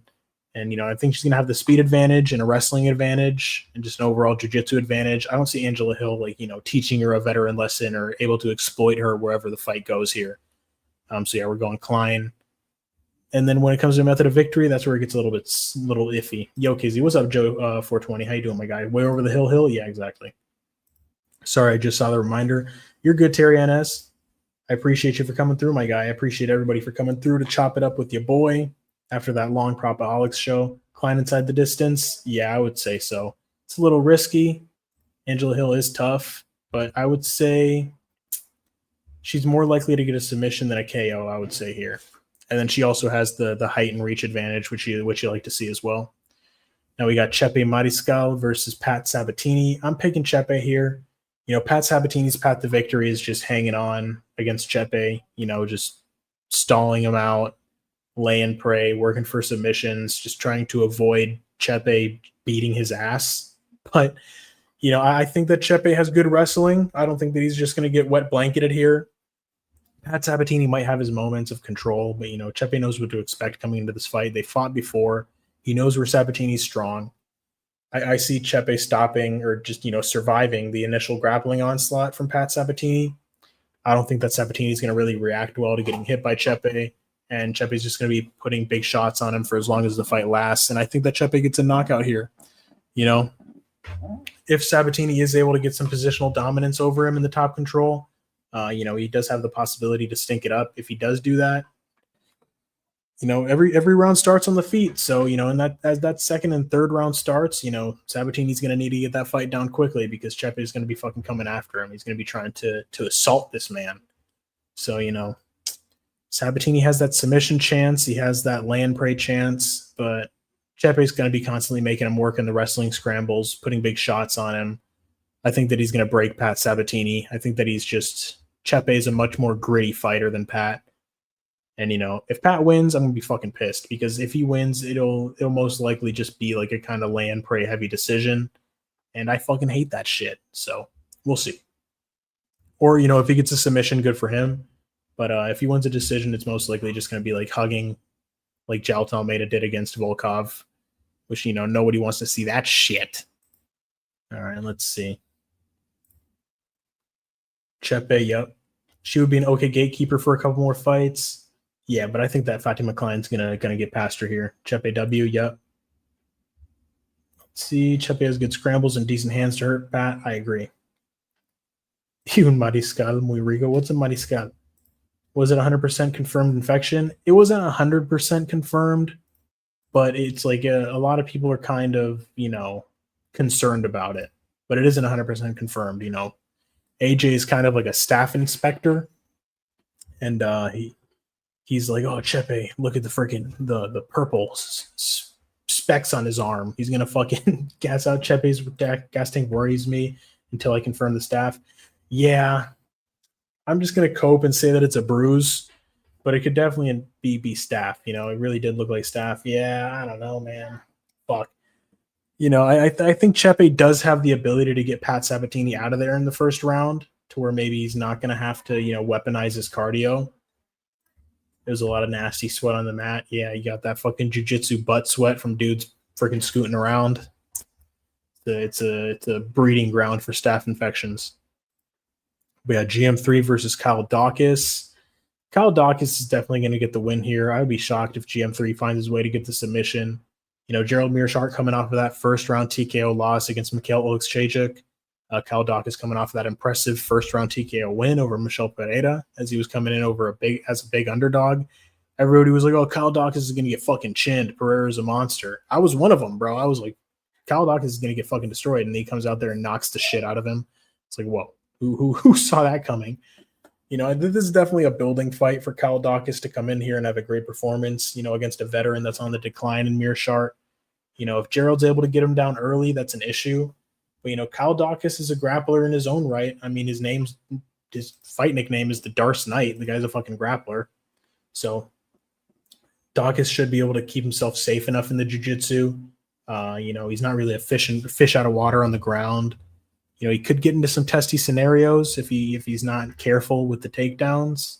But like I said, I think that he can keep himself safe enough to get back on the feet or survive a round if things goes wrong and he gets stuck on bottom. But yeah, man, I think that Daukaus is going to be landing big shots on Gerald. I think that he puts him out, potentially round 1 KO. Daukaus might even, hurt Gerald, drop him, and try to go for a submission to be a dick and get an impressive submission win over Meerschaert, who has the most submission wins at the middleweight division. So, we got a lot of potential for Daukaus here. I would say Daukaus inside the distance would be most likely what we're going to see happen. I think that he's going to land big shots on Gerald, and Gerald, as we've seen before, does not take shots well. So, we'll see at the weigh-ins, but damn, it changes things if he's really sick. I agree. It is concerning for sure with the Chepe staff, with the potential staph infection. I agree with you for sure. Mariscal is a typical Chilean seafood dish, for sure. Muy rico, te lo recomiendo si vienes a Chile, for sure. Like oysters and shit. That's what's up. Let's see, but yeah, Kyle Daukaus inside the distance. And then Malcolm Wellmaker versus Ethan Ewing. God damn, bro. I mean, I had my whole thing written for Cody Haddon. Like, I had a bunch of notes. Look at this. Let me show you guys this.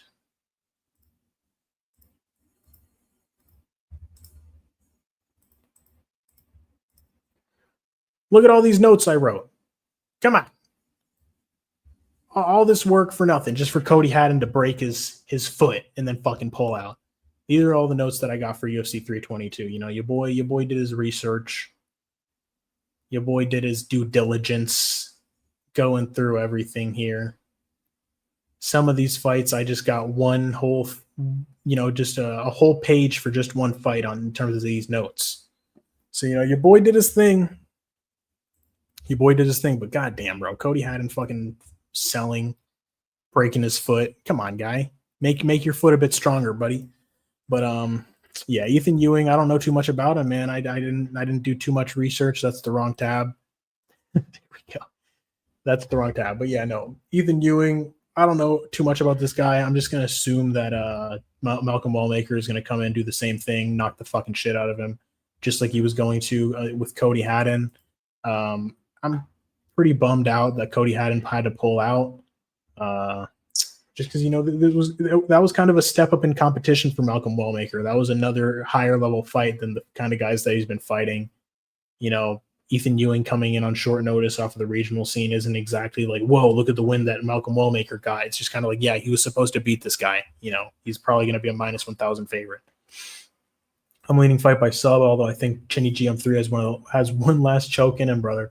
Shit, it's possible. I hope not. I'm not betting Daukaus, so I mean shit. I would just get my pick wrong. Daukaus KO or decision? Yeah, I think so. I love seafood, lobster, and crab. Sub KZ, you got to stop by here after Propaholics.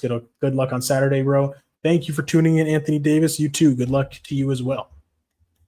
But yeah, anyone got a line for Wellmaker? No, not yet. I mean, my sports book still has Cody Haddon up there, so Cody broke his foot on purpose, right? His coach dropped like a dumbbell on his foot to be like, oh, we got to pull out of this fight, mate. Malcolm Wellmaker is going to fuck you up. Wellmaker might be minus 500 from what I heard. I would be surprised if it's that low. Beneil Dariush broke his ankle on purpose as well before Islam fight, right, KZ? That's what you think, but I don't think so for sure. I saw Beneil Dariush talking about in an interview that his foot just got stuck between the mats and it just got fucked up. But yeah, Joe 420, Gucci Mamba, Ty Betts, Osmosis Jones, fucking Stormy Normie, everybody coming in here from AJ Stream. I appreciate you guys for supporting your boy, chopping it up with me about these fights. But Malcolm Wellmaker KO, like, come on, like, are we really going to think that Ethan Ewing is going to come in here on two days' notice and get the win over Malcolm Wellmaker? I don't think so. That would be a fucking incredible underdog story. It'd make for a great movie, but this ain't a movie, and Ethan Ewing is most likely going to get knocked unconscious. I mean, look at the way that he spells his name, Ethan. Ethan with a Y.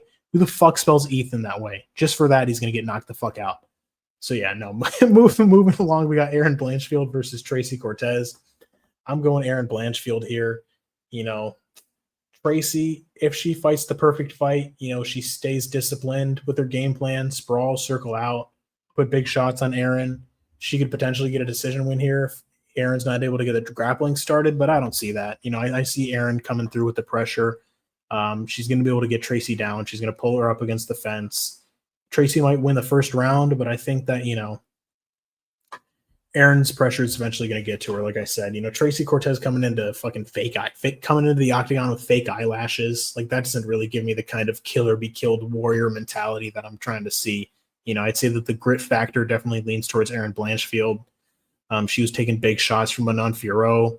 She got her ass whooped in that fight, but she kept going forward for 25 minutes, didn't get discouraged, just kept trying to, come forward, and no matter what Manon hit her with, I think that kind of pressure can break somebody like Tracy Cortez.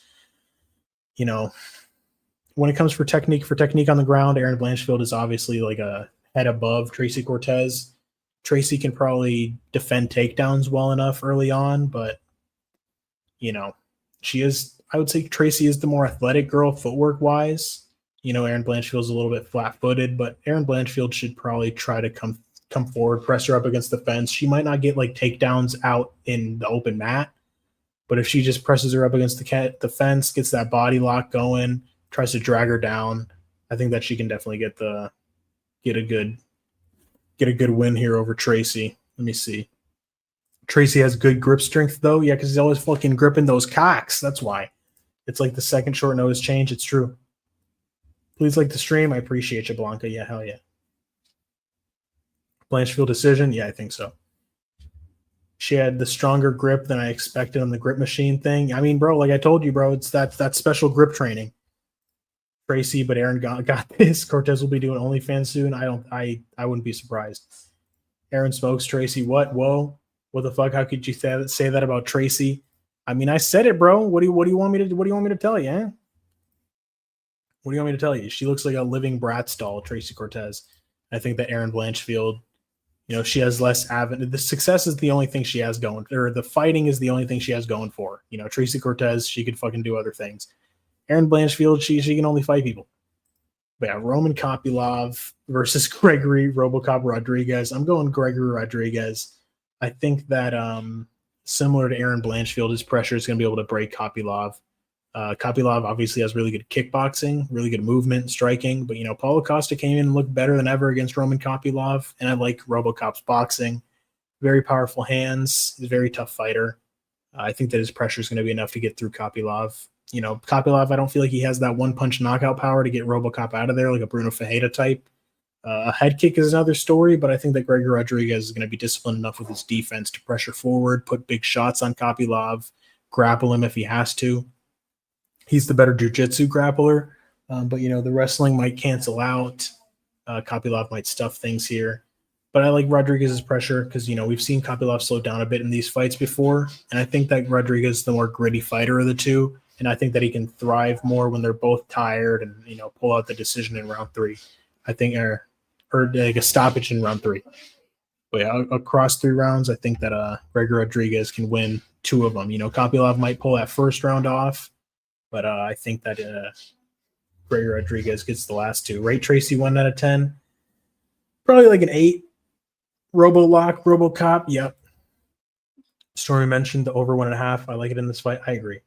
RoboCop in a concrete jungle is a dangerous combo. Brazil. KZ, what was the video or clip you were going to send on PlayStation, a highlight KO? Yeah, it was just like UFC 5 fights. I was going to try to send a full fight to you. And we got Bo Nickal versus Rodolfo Vieira. Baby, come here. Yes. Nah. Thanks. Does this thing? What happened? You don't want to come on the stream? No. Why? I don't have a breath. Oh, okay, never mind. All right. Can you not send videos on PlayStation? I can. Let's see. Never mind. Yeah, Bo Nickal, Rodolfo Vieira. Let's see here. A part of me wants to pick Vieira because, I feel like Bo Nickal is very fucking overrated. I think he's a fraud. But I am going to pick Bo Nickal here. I think that he's the faster of the two. I think that he's going to have a speed advantage in the striking. I think that he's going to be able to win a decision. But, if he loses again, I'm never fucking picking this dude again. I'm never picking Bo Nickal ever again if he loses to Rodolfo Vieira. Who knows if this guy even keeps fighting if he loses to Rodolfo Vieira. Rodolfo Vieira was looking pretty solid with the boxing in his last fight against Trayshawn Gore. But Trayshawn Gore is kind of, a fucking can. But I don't know, man. I don't know. He got out kickboxed by Andrei Petrosky, which I don't like. So, yeah, I think that overrated Bo is going to get the win here. I do think that if he starts getting hit with big shots, though, he might try to find a way out of there again like we saw him do with RDR. But I'll trust Bo for one last time. No, KZ. Let me see. KZ, you and your girl have a great chemistry. Yeah, that's funny. It's in the novia film. No. I am. Oh, Penny done for. He's cooked. Oh, Penny. That's fucking funny. Yeah, Bo overrated Bo. Vieira's a good underdog for sure. He's a solid underdog. I'm going to go ahead and wrap this up here. But yeah, Beneil Dariush, Benoit Saint-Denis. The pick is going to be Benoit Saint-Denis. I think that the pressure is going to get through. He's going to land big shots on Beneil. I don't trust Beneil's durability at this point. I feel like BSD is the more durable fighter of the two. I don't think that BSD is going to waste too much time trying to wrestle Beneil. Because, we've seen Beneil have really good defensive wrestling, good takedown defense, against Gamrot, other people as well. Mainly just Gamrot, because that's the most notable performance, most recent win that he has. That was like a high level and impressive win. Very scrambly back and forth fight against Renato Moicano. But I like the full power body kicks that BSD throws. I think that he's going to put big shots on Beneil and get him out of there. We got Leon Edwards versus Carlos Prates. God damn, I'm concerned about Leon Edwards out grappling him. BSD inside the distance? I think so too. I am really concerned about Leon Edwards grappling and wrestling here. Leon's a really smart fighter. I don't see him just going out there slugging in the pocket with Carlos. but I am hoping that Carlos Prates is able to get the win here. You know, either by getting Leon out of there, or just win a decision, landing good power shots. You know, if Leon isn't able to fully stifle him with the grappling, you know, Leon is live to win here, guys. It's fucking concerning. I'm not counting him out by any means here. You know, he was able to take down Kamaru Usman. He was able to control Bilal's back for a full round. You know, something in my gut tells me that Leon can out-wrestle him, but I'm hoping that I'm wrong. But I do have to let you guys know what I'm thinking, how I'm feeling. But yeah, the pick is going to be Prates, but there is concern on the Leon Edwards side. And then Sean Brady versus Michael Morales. I'm picking Michael Morales. I think that he is going to be able to stop the initial takedowns. And I think that he's going to be able to put big shots on Sean Brady. You know, and this is a very simple fight to break down at the end of the day. You know, if Sean Brady can't get him down, he's fucked. If Michael Morales can't stop the takedown and he just keeps getting taken down, he's fucked. So, you know, Michael Morales is a very hungry, primed, ready fighter for this position. He's always just getting better and better. He's coming from an Ecuadorian wrestling background, so he's not completely green when it comes to wrestling and stopping takedowns. I'm sure he's doing a lot of work defensively in this camp in preparation for Sean Brady. So, yeah, I think we're going to see Michael Morales stuff these takedowns, stuff the second takedown, start landing a couple shots on Brady. Brady's going to start getting a little bit desperate, and then I think Michael Morales can start to snowball here and take over with the striking. Get Brady out of there, I would say. But, yeah, let's see. What do you guys think about that one? Sean Brady is my lock. Shit, bro. I mean, I'm definitely – with these last 4 fights, like, I can see the other side for every single one of them. Like, I'm not saying that Carlos Prates is going to kill Leon. I'm not saying that Michael Morales is guaranteed to kill Sean Brady. Like, these guys, this is the pinnacle of the sport. These guys are all fucking amazing fighters. So any single one of them can win for sure. So I'm not judging anybody for clowning Sean Brady. Good night, Blanca. Have a good night. Appreciate you for coming through. Now we got Valentina Shevchenko versus Zhang Weili. This is a 50-50 fight. Honestly, this is a hard one to call for me. The pick is Valentina.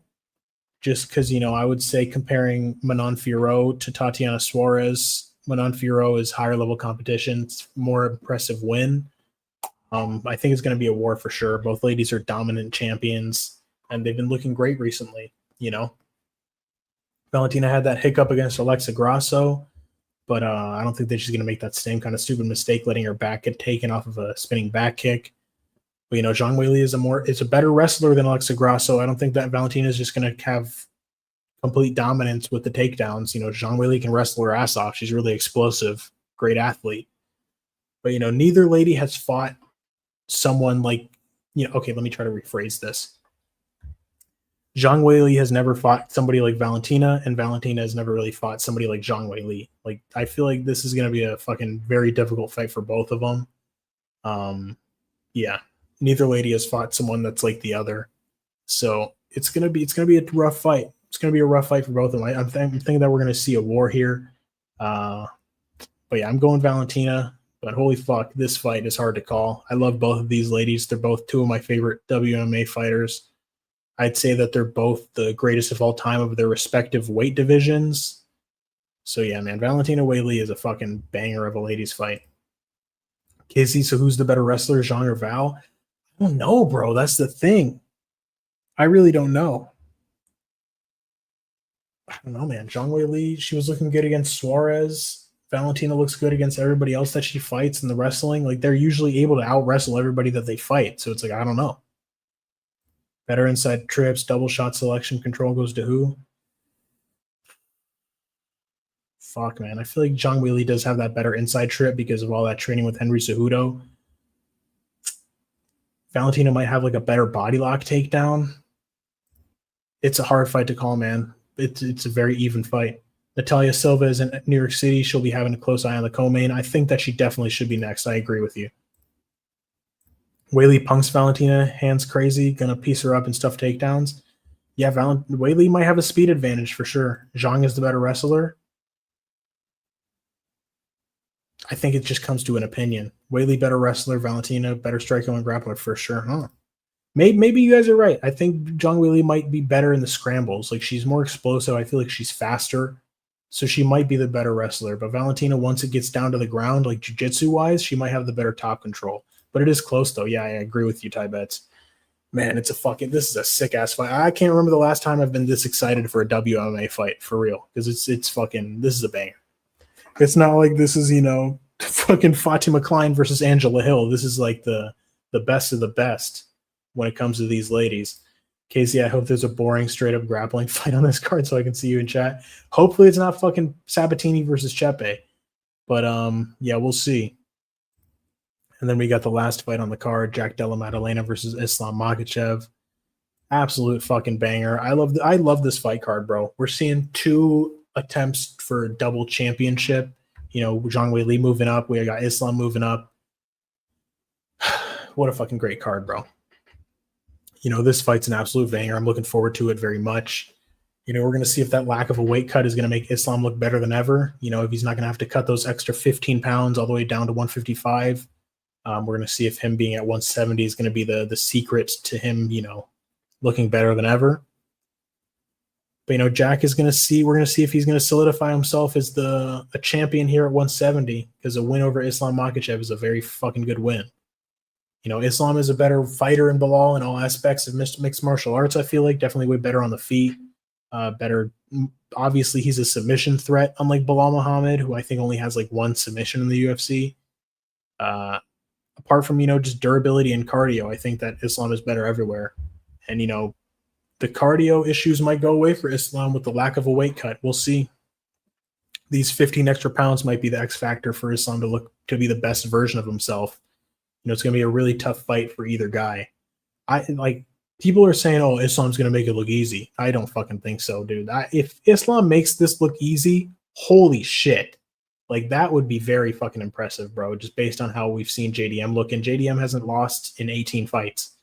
He's been looking great against everybody that he's been fighting in the UFC. The Basil Hafez fight was kind of an issue, but he was coming off of a double weight cut on that one. So I'm going to give him the benefit of the doubt there. And Basil Hafez did look kind of roided. We saw Islam struggle a lot with Dustin Poirier, and that was kind of towards the end of Dustin's career. And I think that we could look at Jack as a bigger, more primed version of Dustin Poirier, Jack has been training a lot of the defensive wrestling with Craig Jones, a lot of defensive grappling, working out these positions. And we saw Volkanovski stay safe against Islam on the ground in the first fight. Islam had his back. Volkanovski was able to stay safe and avoid getting submitted. I think that we can see the same kind of thing with Jack here. Giuliano, aka Gina's Bully, is in the chat. What's up, Juice Man? How you doing?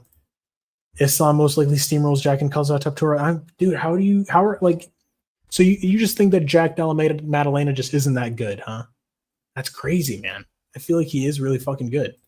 Islam Dars, Tybet Subjuice. All right. Man, I would be shocked to see Islam steamroll Jack Della Maddalena. I really would be. I think that Jack is going to be able to have the skills to keep this fight on the feet for long enough periods of time and to where you can really start putting damaging shots on Islam. I see this fight being an absolute war, both guys going back and forth, but I think Jack isn't going to be able to do enough with his striking to come through for the win. Islam might have moments of grappling dominance, but I think that, the defensive preparation that Jack is going to be doing is going to be enough for him to get the job done against Islam. I'm not counting Islam out by any means. He's obviously a fucking elite fighter. He's number 1 pound for pound, one of the greatest fighters we've ever seen. And he might look better. He might look better than ever moving up in weight. If he really comes through and just buzzsaws JDM, like some people think that he's going to, that's going to be a fucking insane, incredible win. Very impressive.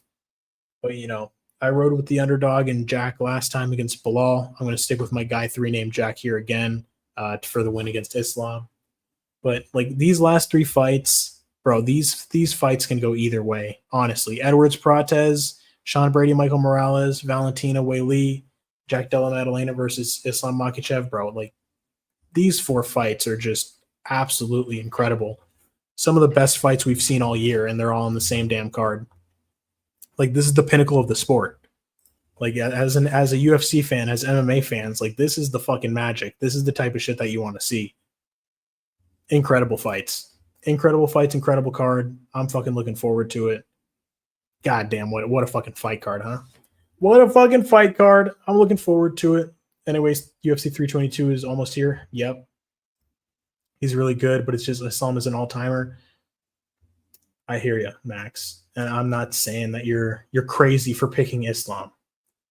Maybe a little crazy for thinking he gets done easy, but you're not. A pick on Islam is not a crazy pick for sure. I think it'll look like Islam versus Poirier. Yeah, I think so too. And I think that, Jack is just a bigger, more primed version of Poirier. So I think that he can get it done. My bet's going hard this week. Good luck, Ty Bets. I hope you win some fucking fat cash. I believe Edwards Cortez can go either way, honestly. Yeah, if Cortez can't get anything done in 1.5 rounds, then it's Edwards' playground after that, I feel.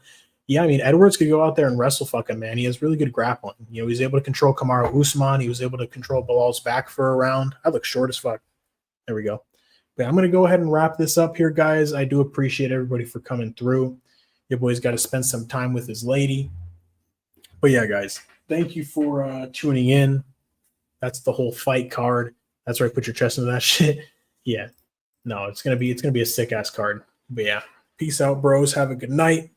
Good luck on your bets. And yeah, have a good one. Looking forward to the card.